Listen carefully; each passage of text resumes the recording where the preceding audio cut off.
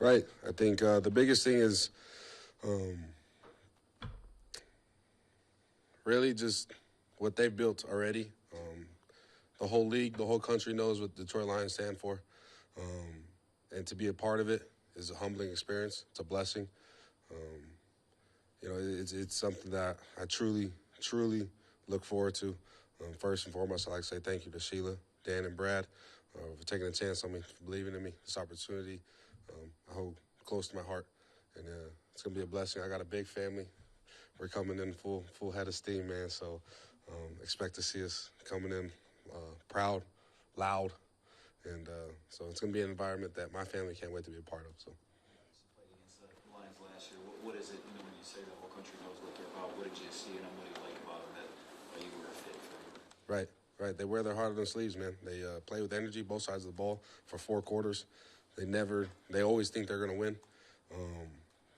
Being able to play against Frank Ragnow was awesome. There's a reason why he's got the reputation he has. Easily one of the best centers in the league. Tape speaks for itself. And I heard he's even, a better man, better human, so I can't wait to meet him, can't wait to grow our relationship, pick his brain as a player, as a competitor, and so it's going to be awesome. You've got a couple former teammates on this roster. Do you give them a call to kind of get a feel? Do you call Zeke or, Trevor and just kind of check in about the vibes here? Oh, yeah, I got to see Trevor today and be able to message everybody back and forth, and everybody's excited, man, and to be able to join them and be able to like I keep saying, is join them, but they built it already, so being able to come in and with my energy, my attitude is something that I'm excited to bring, and from what I hear, it's a great group of guys. So. You mentioned the importance of family. I know you got some roots down in Arizona, so how tricky was it to make the decision to leave there? Yeah, I'm not gonna lie, it was tough, but at the end of the day, it was something that when I say I got a big, loving, family, I mean it when I say that they're fully 100% supportive and understand that this is my career, this is the game of football, and to join the Detroit Lions is something that, as my career, it's going to help to learn the game of football from Coach Campbell, to learn the game of football from Aleem, from DJ, from Hutch, right? All these guys that have proven themselves in the league, and basically try and join the room that has already accomplished so much, and be able to, bring my work ethic. So. Well, you're entering year 5. It seems like you've grown each year of your career. What do you hope to show coming here and making this move?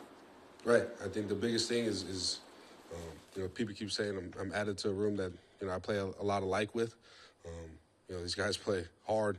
They play for 4 quarters to the end of the whistle, and that's exactly who I am. When people ask about me, show up every day ready to work, excited to be here. It's a blessing. No bad days, man. And so I think that's the biggest thing is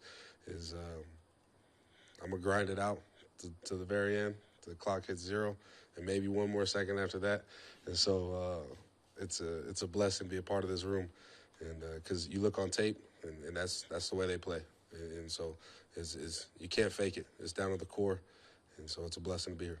Roy, where does that attitude, that approach come from for you? Yeah, I think it's instilled in me since I was a young kid, man.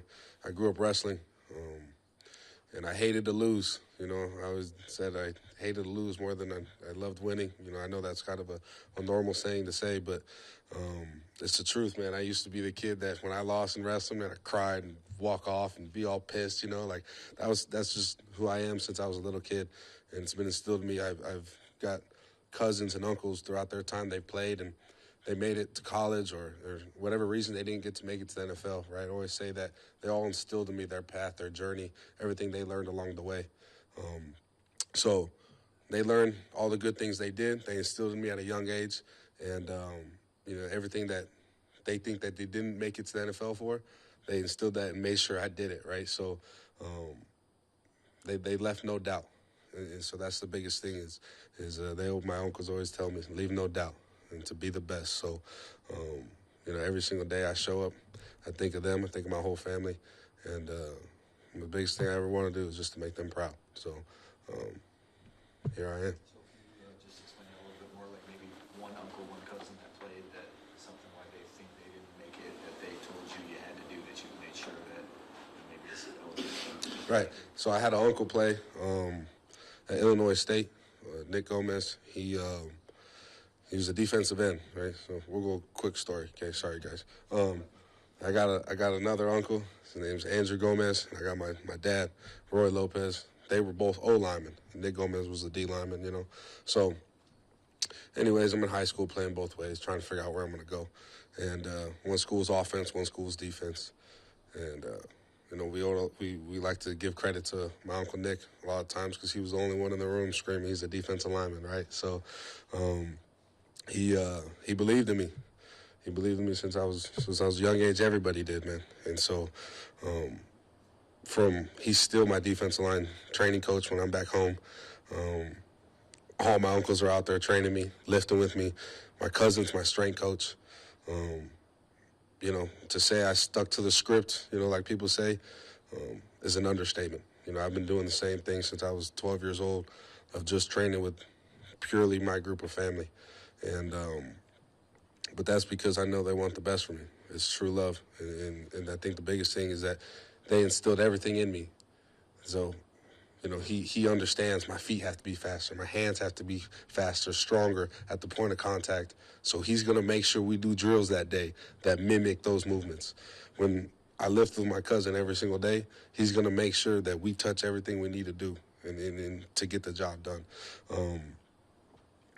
To say I have a big family and a loving family is an understatement. I'm truly blessed. And that's all the way from the top down, from my nana and tata on both sides of my families. They're amazing. What did he see that he thought you were a defensive lineman? What was it? Say it again? What did he think? What did he see in you that made him think you were a defensive lineman? My mindset. My mindset was the biggest thing. Aggressiveness, the fact that I'm a wrestler. He just believed in me. He believed that, you know, his hands are a little too fast and his feet a little too fast to be just playing center, you know, so, and kick stepping. So he said that at a young age. So, you know, we always like to give him credit. He saw it before everybody else. But at the end of the day, we started wrestling when I was 2-3 years old. And from that moment forward, everybody believed in me. So. What was your best wrestling maneuver back in the day, and how much does that maybe help you today on the football field? Right, a lot of people say when they watch my tape, it looks like wrestling, right?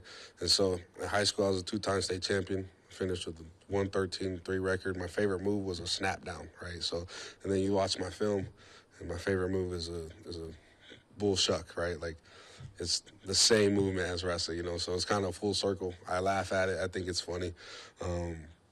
My pad level is just purely off of leverage and inside hands, just like wrestling, man. So it's I owe a lot of credit to it. I didn't enjoy it all the time, cutting weight, running, eating ice chips, you know, spitting all day. Like, I didn't enjoy it, man. So since I was a young kid, I was cutting weight, trying to make weight, and traveling the world, traveling the country. And it's come full circle, though. I always said I wasn't going to make my son wrestle, but now it's like I owe everything to the sport of wrestling. So wrestling changed my life. 113-1? 3. Oh, and 3. Yeah. Okay. Yeah. Do you still lament those 3 losses back in the day? I can tell you exactly what school they went to and what they look like today. Yeah, seriously. We go every year to the state. Yeah. I ended up beating everybody that beat me, but it was, oh yeah, I definitely remember. I can tell you names, height, weight, social security, and I can tell you everything about it. Walk us through the free agency process. Like, what, you know, I don't know how many teams you were sort of considering, but what was the moment that it, you know, clicked for you? Like, yeah, I think the biggest thing, you know, when I got to talk to, you know, Detroit yesterday, it was the biggest thing was the tradition they got, the culture they built here. I look to coach one day when I'm done playing, and to be able to learn from Dan Campbell, like, come on, man, like, this speaks for itself, man. So I still got a lot of years to play, and so I think the biggest thing is to join a room that on tape you watch them, you know they play with their hair on fire, and they got the juice, they got the energy, and you know, at the end of the day, as a D lineman, to join a room like that's a no-brainer. You know, especially someone that's, you know, trying to prove himself in the league, and you fight for respect every day in the NFL. You know, so the biggest thing as a defensive lineman for me is fighting for respect. I believe in that, and so, you know, show up every day. You earn it. You earn your rep through your reps, you know. So, and to elaborate on that, you earn your reputation on your reps, you know. So that was told to me my rookie year. I never left my mind. So. Where does that desire to coach stem from? My dad's a high school football coach. My uncles are high school football coaches. Everybody I know pretty much is a high school football coach, or went on to be a college football coach, or if you ask my sisters, they're coaches too, to be honest with you. They coach me. My mom's little giggle over there. She knows how hard my sisters are on me, that's why. But honestly, it happened throughout my time in the NFL, how much I've learned about the game of football, how much I've learned about scheme, how much I've learned about technique, and how little, you know, something can make a play, cannot make a play. And I just became obsessed with it. I got an obsession with football, the love for the game, and the preparation in it. You know, it doesn't always work out sometimes. You know, sometimes you do miss the play.